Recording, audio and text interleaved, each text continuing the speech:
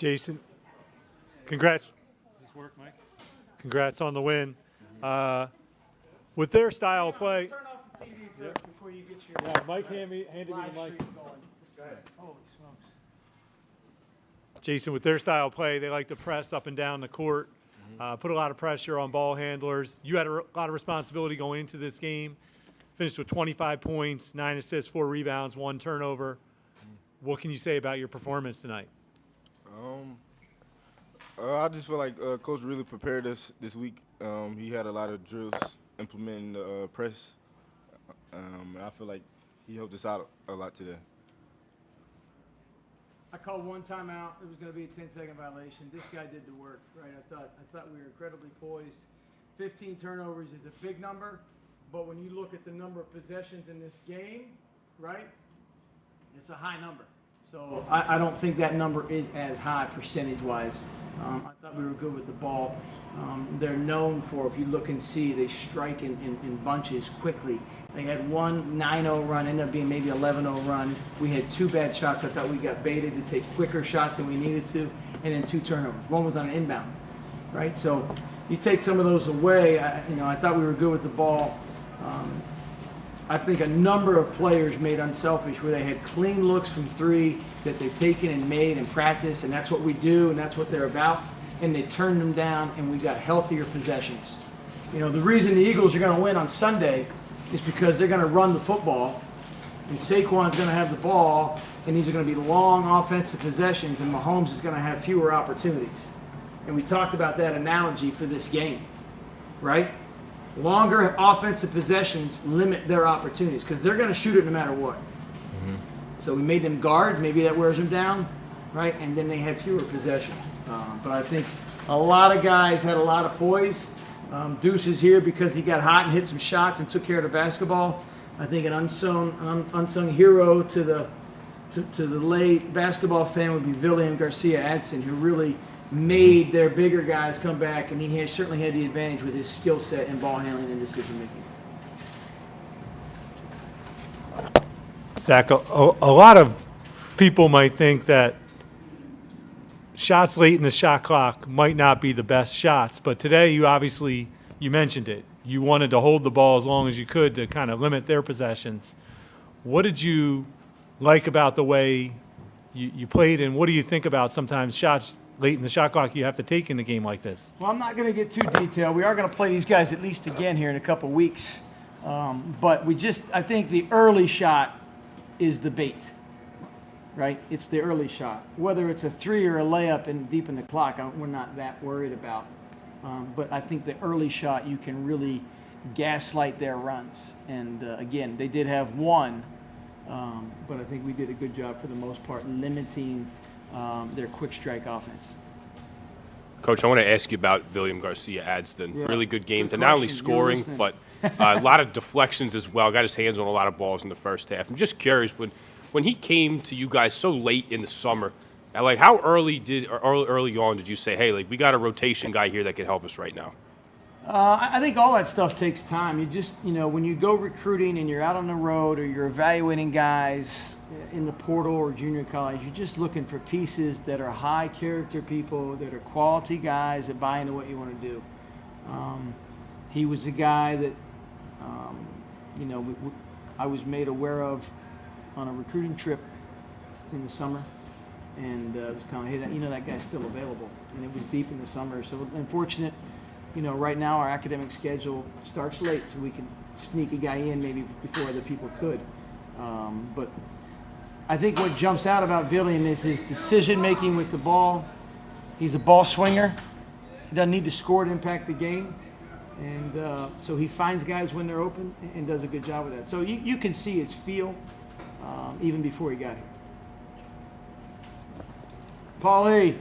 Paulie, did you sit in the student section tonight instead of media row? I was bopping all around, Coach. Yeah, I love it, man. I love it. It's good stuff. Hope Deuce. you were loud enough over there. Deuce, throughout the season, you started off, and it seems like as the season's gone on, you've gotten more and more comfortable kind of in your role and really being a scorer on this team. Kind of can you take me through your development throughout this year as you've seen it to culminate in a 25-point, 9-assist game like tonight?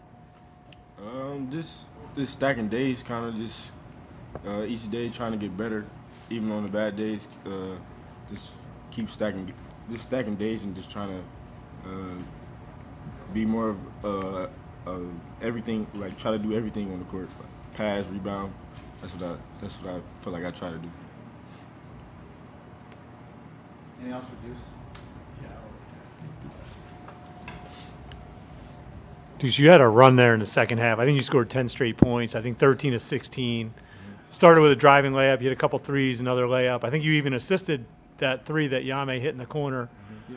When you're in it, what do you remember about that stretch, and what's it like to kind of feel like that in a zone like that? Honestly, I really didn't know. I was just having fun. Just like even the one that made me proud the most was the corner three. Like that really like pumped me up a little bit. Like just finding Yame, looking at the bench, celebrating.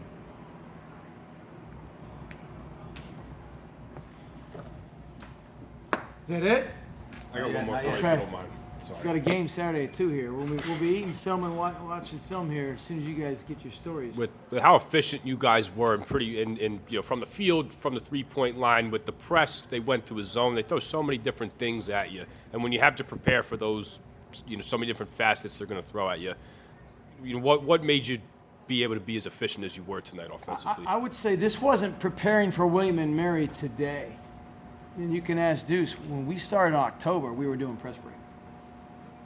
Right? And Brian's done an incredible job at Cornell, which I'm familiar with. Is Coach Fortier and I both worked there as assistant coaches. That's a hard place to win. You got to have a unique style of play. And to his credit, they didn't get to the tournament. They went to the NIT, but he had great success there. And but we knew how they played from that. So press break's been almost a part of our warm-up for a big chunk of the season. Not just for William and Mary, but Fordham, Penn State, and you look into scheduling, how scheduling happens. We played teams that emulated William and Mary in our non-conference schedule, so we can say, hey, this is just like Fordham, this is just like Penn State. So maybe we were 1-1 in that, but we had 80 minutes of practice, live game reps, popcorn in the stands, officials, lights on, music going, that you can't really replicate. And they're hard to replicate. One, they play so many guys. Two, it is a unique style of play, but I think we've been practicing and preparing for this for a long time. Come on, Paulie. Sorry, Coach.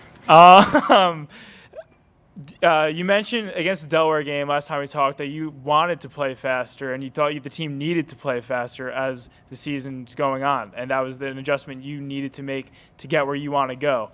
Obviously, against a team like Willie Mary, who's one of the top 25-ish fastest teams in the country, trying to slow down a little bit.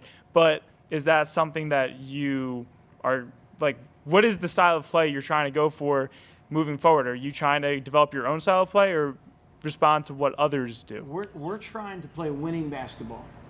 Okay. Sure, but what does that mean? Pace. It matters about taking care of the ball and getting quality shots and rebounding. I don't think we hurt ourselves too much on the offensive boards. We did have another lane violation, which is infuriating. Today, it's a 20-point margin. When you lose by one, a lane violation is a big freaking deal. And so that was infuriating to see today. But, Paulie, we're trying to play winning basketball. And I think what's unique about the CAA is there's so many different styles of play. Delaware is different than William and Mary. They both might be up-tempo, but they play and defend differently. And then you go to Towson, and you got to get your chin strap on and go, right? And then you go to Monmouth, and you're on the road, and that's going to be a whole other beast. What you have to win in our league is high basketball IQ at every position. And when you can do that, then you can adapt to what's going on. You can't win the same way every night. Kobe was in and out tonight. We had to manage Yame with foul trouble, right? Shane was great the other day with some length and athleticism at Towson. Maybe he can make a couple passes that Deuce has trouble to make, surely just on size, right? And you got great teammates, and understand it's on the wall in our locker room, and we live it every day. Sometimes you, sometimes me, always us. And we got a locker room of dudes that believe in that, and certainly when you win different ways, it's easier to believe in that anymore. I would be remiss to say you can't get ready for this team without an incredible scout team. Josh Reed, Horace Simmons, Ralph Akuta, Clemson. They were so good this week. So good. And really, if we played another guy, Josh Reed's in there making plays. We had film of Josh Reed dunking the ball today, getting ready for us. So, for ourselves. So, it's a complete program win. And even guys that aren't getting minutes in the game helped us win today. And I think that's huge. All right, guys. Appreciate it.